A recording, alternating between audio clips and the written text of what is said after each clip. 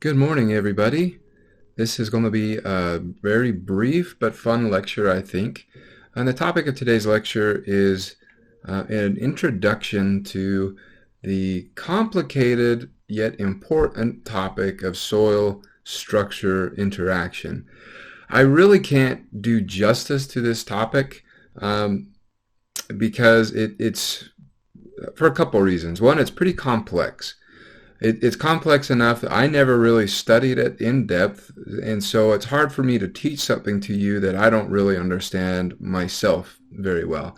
As a result, I'm not going to attempt to pretend to be an expert in something that I'm not. When it comes to soil structure interaction, whenever I encountered it in my practice, I would recognize when it was important, and then we would seek out the experts who were very good at it. And let me say that soil structure interaction is a problem that is complex enough, important enough, and common enough that the people who do soil structure interaction and do it well, that's all they do essentially when it comes to earthquake engineering. They're experts in soil structure interaction. And soil structure interaction really comes into play with numerical modeling. So when we're trying to perform a numerical model of a system, how the structure interacts with the soil, how the soil interacts with the structure, that's where our soil structure interaction comes into play. So my goal is to teach you what I do know. And what I do know are a couple of things about when SSI, that's soil structure interaction, I'll just call it SSI because it's easier, when SSI is important and when you may want to consider it and when it may be beneficial for you to consider. I encourage you guys to go and to read section 7.5 in your Kramer textbook.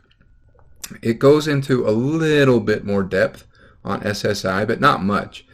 There are entire textbooks written on the subject of SSI, and certainly plenty of journal articles. There's even entire journals that focus on the subject of SSI. So, we're just going to show you the very tip of the iceberg here. But, if you're curious and want to pursue and learn more, feel free to approach me and I can give you some additional references or resources to hunt down information on your own, and even if you want to pursue more graduate studies yourself, I can direct you to some graduate researchers who really focus on this topic. So what is SSI? Well, here's a picture of a structural numerical model in the computer program SAP 2000 of some steel frame structure. And, structural engineers deal with this kind of stuff. Well, not all structural engineers. Let's just say advanced structural engineers in the area of structural dynamics deal with these types of models all the time. And if you zoom in, I know the resolution of this image isn't very good, but if you zoom in at the bottom of this model, you're going to see at the bottom of all these columns, what those are like little green springs. And those springs have to come from somewhere. And so, the structural engineer just wants to plug numbers in and run the analysis. But the question is, where do those springs come from? Those springs are soil structure interaction. And those springs represent, at least in SAP 2000, how the ground interacts with the structure. So up to this point in this class this semester, we've been assuming that a structure built on the ground is going to behave something like this, where we have a mass that is simply supported. It can have two supports or one support, just depending on whatever it is we're interested in. But at the end of the day, this is what we call a single degree of freedom oscillator. And we've even added recently this idea of damping. So we might have a viscous damper on there that's going to eat up energy. And we have a rigid base. So we've treated the ground as if it's infinitely stiff, and the structure sitting on it and the ground is going to shake back and forth from an earthquake, which we represent with this U double prime, and then the B represents the base. So we have accelerations at the base, and that's going to result in some force function from our structure. And structural engineers are really interested in evaluating this force function so they can make sure that all their members won't yield from the force, all their connections won't yield from the moments. That's really the name of the game. So that's how we've been assuming. But is this assumption of how a structure behaves, is it really valid? Why or why not? So why don't you pause the presentation just for a minute and consider that question. Is this a valid representation of what goes on for a real structure on the ground? Okay, so hopefully you've come back and you've thought about it a little bit, and maybe you have a little bit of reasoning as to why or why not. The one thing that I want to point out to you why this really isn't a valid assumption is simply that the soil does not behave as a rigid boundary. Soil is compliant. It's not infinitely stiff. It's not infinitely rigid. And because of that, not only does it behave in an elastic manner, does it have its own damping properties, but it can deform. And so that can cause a lot of havoc with our structure if we don't account for it. So maybe a better way to represent this single degree of freedom system, I've gone back to the lollipop representation of it, but it's the same concept or the same idea. Here's our footing that our lollipop is sitting on. Maybe if I add the capability for the footing to slide back and forth on the ground, because we know that footings can slide on the ground, right? They're just sitting on the ground, so they can slide back and forth. Maybe if I accounted for that, it would be a little more realistic. Well, sure. And maybe if I account for the fact that the footing might be able to rock in the ground, back and forth, and just kind of rock, back and forth.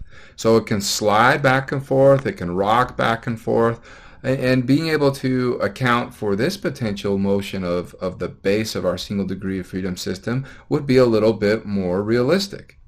Cool, okay, I buy that. But what if our system is damped? Because this system shown right here has zero damping in it.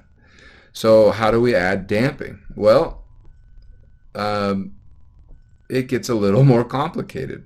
If we're going to add damping to the system, then maybe it's going to look something like this, where imagine we have a rigid wall with a rigid base sitting on rigid ground that's shaking back and forth. And on our rigid wall, we have another little mini rigid wall that's sitting on like a pair of roller blades or something like that, so it can slide back and forth with zero resistance. But on that sliding, we have stiffness and we have damping. So those guys represent our sliding. So we have stiffness and we have damping for sliding. This little guy on our roller blade, you can see we have springs oriented sideways and a damper oriented sideways. That represents our rocking. And then on the structure itself, we have our stiffness, our mass like normal, and then we have, of course, our damping coefficient as well. So this portion of the equation just represents the structural response.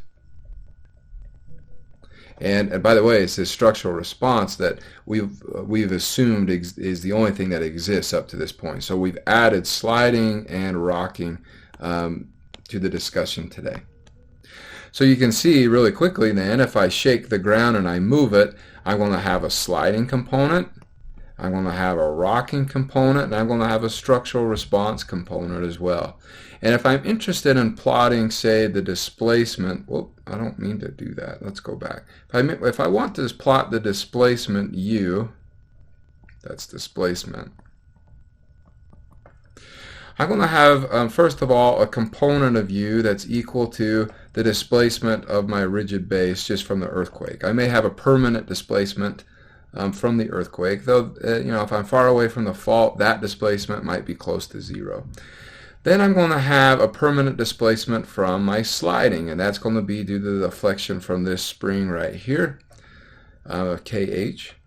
And then I'm going to have a portion of deflection that, as it starts getting angular, we're going to call H times theta, and that's going to be the deflection due to my rocking.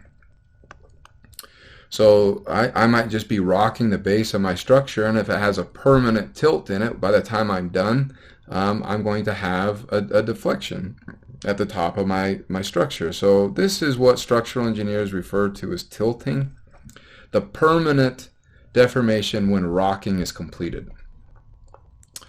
And then finally, I'm going to have the deflection just due to the distortion of my structure. So this is from the structural response. And that's all that really we've paid attention to up to this point. So, up to this point, we've only assumed that this is what we're looking at. But look at everything we missed. I mean, we missed the tilting, we missed the sliding, we missed any permanent deformations from the ground motions. And so we could say then at the top of our structure that the total displacement is the summation of all of those different modes of displacement.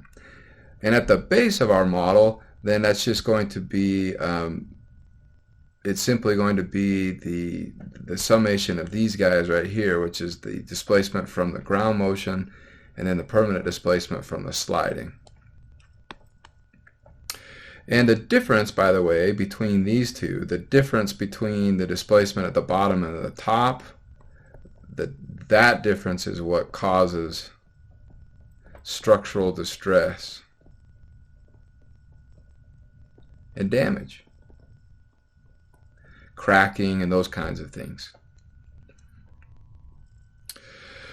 So, gosh, even though that seemed really intense and complicated, here's the truth, that even that little model I just showed you is simplified. In reality, there are 6 degrees of freedom that we could model. There's more, actually, but 6 degrees of freedom covers a lot of stuff. We know that there's going to be vertical deformations of our footing. We call this pounding. So the footing can just pound up and down into the soil, and we can have deformations just up and down due to our compliant soil. We talked already about the horizontal translation, so this can be the sliding as well as the elastic deformation from the soil. But we only talked about it in one direction. In reality, it can go in 2 directions. Not only can it go side to side, but it can also go in and out of the page, right? Then we also have a rocking, and that can rock back and forth, but can also rock in and out of the page as well. So that's another 2 directions. And then we have our torsion. And our torsion is just the sliding and the elastic twisting that happens around the vertical axis of the footing. So all of these added together are the 6 degrees of freedom that we could account for in a more sophisticated soil structure interaction analysis. Why in the world would anyone in their right mind even try to account for this stuff? It just seems really complicated, and is it necessary? Well, if it could save you millions of dollars in material costs that would unnecessarily strengthen and beef up your structure, then yeah, it might be worth it. Because here's the deal. All of these modes of deformation are eating up energy from the earthquake that are not making their way into your structure and damaging the elements in your structure. So if you account for the energy that's eaten up through these different modes of motion, then we essentially will increase the damping in our system and decrease the predicted damage to our structure. That's why we account for it. So SSI is a function of a lot of different things. It's a function of the stiffness of the structure relative to the stiffness of the soil. And this makes sense, right? If you think about the structure and its stiffness, whether it wants to remain stiff or be compliant, and whether the soil wants to remain stiff or be compliant, because the soil and the structure each have their own masses, right? And they want to move according to their own motions. So the question is one of compliance. How compliant is the structure relative to the soil, and vice versa? It's a function of the height, or the more technical term would be the slenderness of the structure relative to the footing width. So this is really going to govern deformations. It's going to govern how the structure rocks. If you have a really tall, slender structure with a little teeny narrow footing, the tendency for the structure to rock is going to be a lot greater than if you have a short, stout structure with a big, wide footing. And finally, it's a function of the mass of the structure relative to the mass of the soil that's supporting the footings of the structure. So, when is SSI going to be important? Well, let me start when it won't be important. If I have the case of a very soft structure built or constructed on or within stiff soil, then SSI is not important. For these types of cases, this is going to be very similar to our scenario where we had the original mass with maybe our damping. Gosh, that doesn't look very good. But anyway, that's going to be very similar to this scenario here where we have our rigid base and we have our flexible, damped structure. And so if that's what we have, well, a very soft structure built on very stiff soil, it's going to mimic that idealized case. And SSI is going to have very little impact. So you're not going to get a lot of bang for your buck. You're going to spend a lot of money to run SSI analysis, and you're not going to see a lot of benefit from it. So for those particular cases, I don't recommend it. What are examples of soft structures? Would be things like very tall buildings or slender buildings, very tall or narrow bridges that have a very long period. It might be structures that contain or hold water or fluids so that they have a very long natural period. It's anything that has a high natural period or a very low natural frequency. And stiff soil, of course, is anything that would have a very high average shear wave velocity.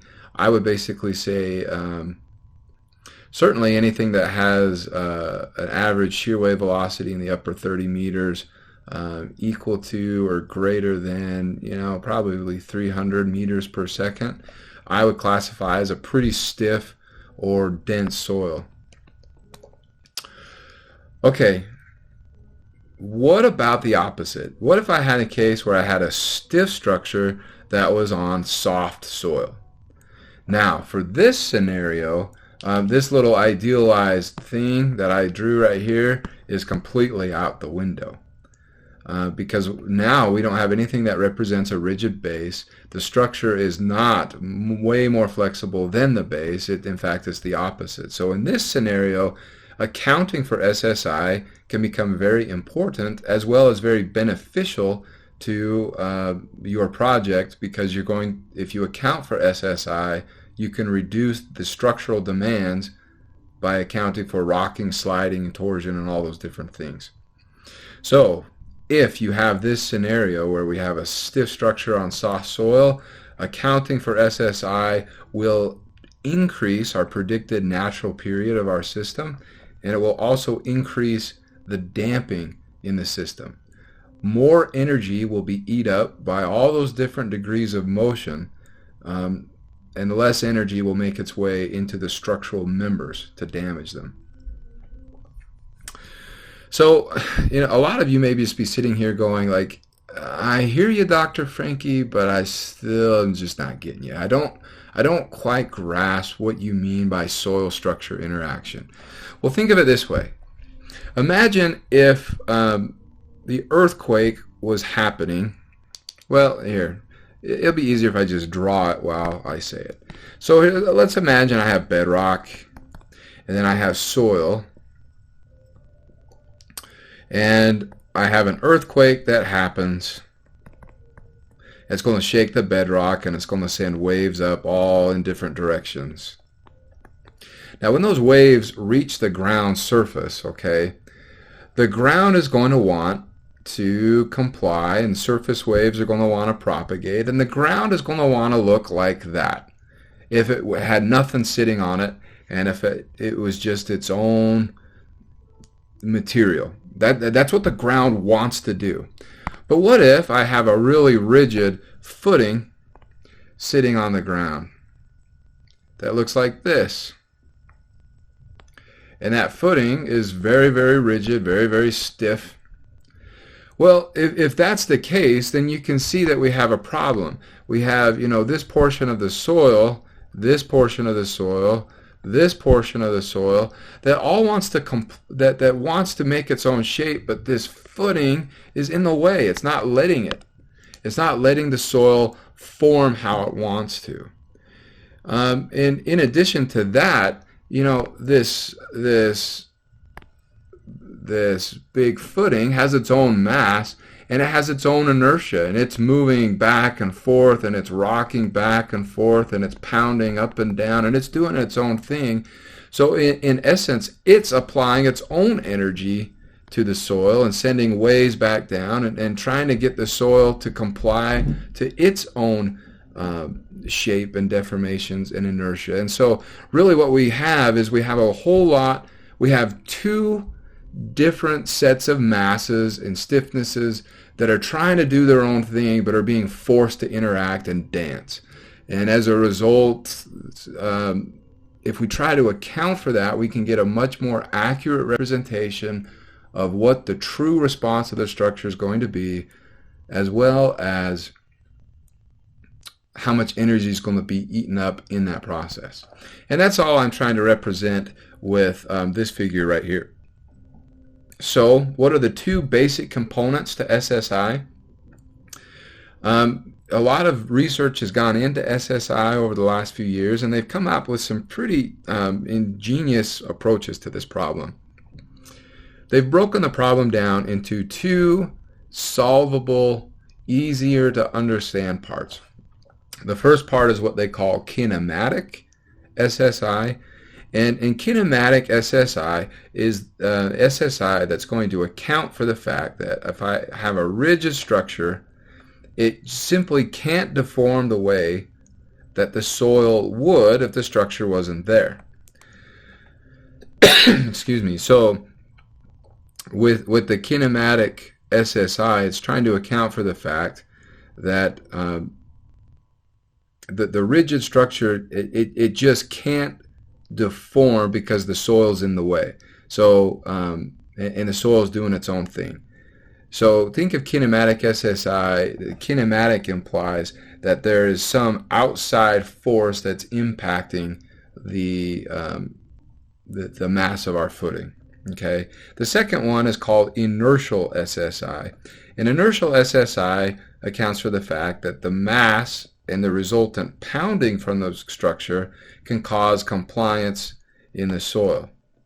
And so in other words, now this is going the other way. This is saying, okay, I know that there's going to be some inertia from my footing, and what is that inertia going to do to the shape of my soil? So it's almost like we're breaking the problem in half. The first part of the problem is looking at what the ground motion and the shape of the ground is doing to the footing, and inertial SSI is looking at what is the motion and the movement of the footing doing to the soil. And so that's how we break the problem up. So if we want to solve and actually come up with a solution for SSI, there's two ways we can do it. We can do what's called a direct SSI analysis, and this is getting more and more popular. This is where we're going to use numerical models, finite element, finite difference, to brute force analytically solve a solution for our soil structure interaction problem. This is a really difficult thing to do, and people go into graduate school and spend 4 years or more on their PhD just learning how to do this and then solving one problem. And so it is a difficult skill to learn, and it is a steep learning curve. And one of the things that makes it difficult is we're going to define, for instance, our structure like this, and then we have to mesh it in our numerical model. And so we're going to have nodes and elements. And then the soil is going to, also be defined, but it's also going to be meshed as well. The problem is, if I circle that and zoom in right there, what happens at the interface where I have, my mesh from my structure, but then I have a mesh from my soil? How do I work that interface? How do I define the rules of that interface so that the structure can slide, tip, rock, torsion, or move in torsion relative to the soil? That's a really challenging problem to solve. Now, there's a couple of numerical tools out there that can do direct SSI analysis. Currently, the open source code called OpenSees is probably the most popular. I know that Dr. Richards here at BYU likes to do some things with OpenSees in his research. OpenSees is powerful, and it has a very bright future, and because it's open source, researchers continue to work with it and improve it to make it more efficient and more reliable and more user-friendly. There's downsides to OpenSees, though. OpenSees, because it's open source, also has a very steep learning curve. It's complicated unless you're using kind of a canned solution that someone else already made before for you.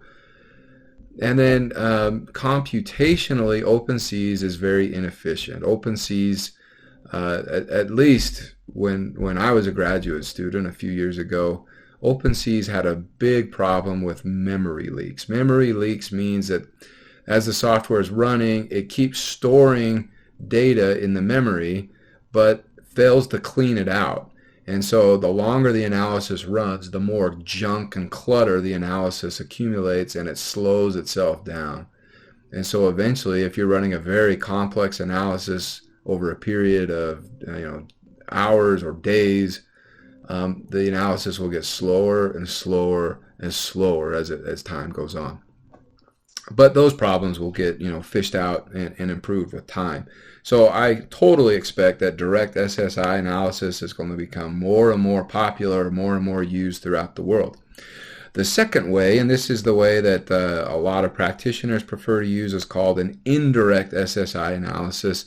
This is where we're going to use simplified linear solutions to solve the kinematic and the inertial responses from the SSI. We're going to solve them directly using these kinds of transfer function type approaches. And then what are we going to do when we've solved the two individual responses? We're going to add them together to get the total response. The problem with this, of course, is that it's valid only for linear systems. Well, that stinks. What do we do if we have a nonlinear system whose you remember that linear means, I keep beating this drum, but I want you to understand what linear means. Linear means that the modulus and that the damping and the wave propagation velocity do not change